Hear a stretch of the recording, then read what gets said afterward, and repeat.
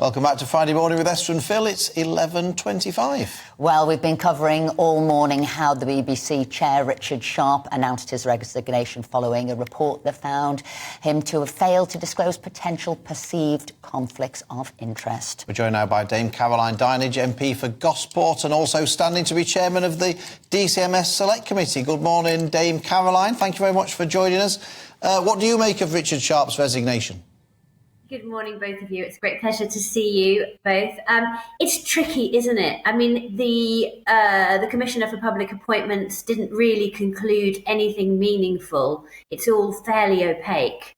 But the big underlying issue is that the BBC just couldn't carry on, and Richard Sharp couldn't carry on with this kind of murkiness around him. And I think that that's probably why he's decided to resign, because it's just, this is one of these things that's just going to linger around him like a bad smell.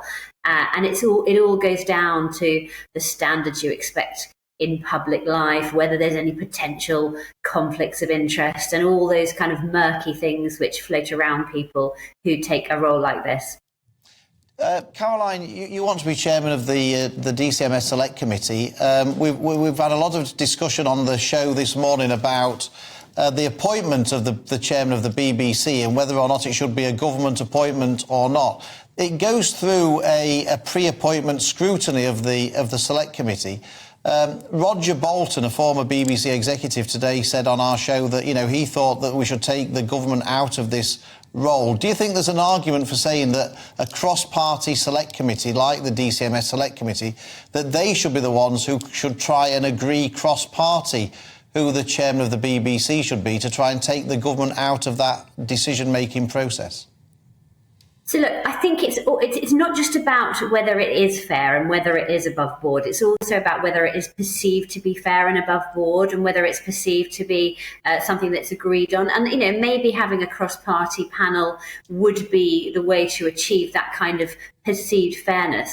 But at the end of the day, there is no issue, according to the rules, there's no issue with any potential conflict of interest as long as it's declared. And the problem we had here was that, of course, it wasn't declared at every stage of this process. Going back for ever, in a whole range of different government-appointed roles, there have been people who have had political bias. Don't forget Sir Simon Stevens, who was the chief executive of the NHS, the biggest body in the UK, had previously worked for Gordon Brown and Tony Blair. He'd been a Labour councillor. You don't get more committed to the Labour Party than that. So having political bias in and of itself is not the be-all and end-all. It's just about whether it's declared and whether it's above board. And I think that's what everybody's getting to the route to today.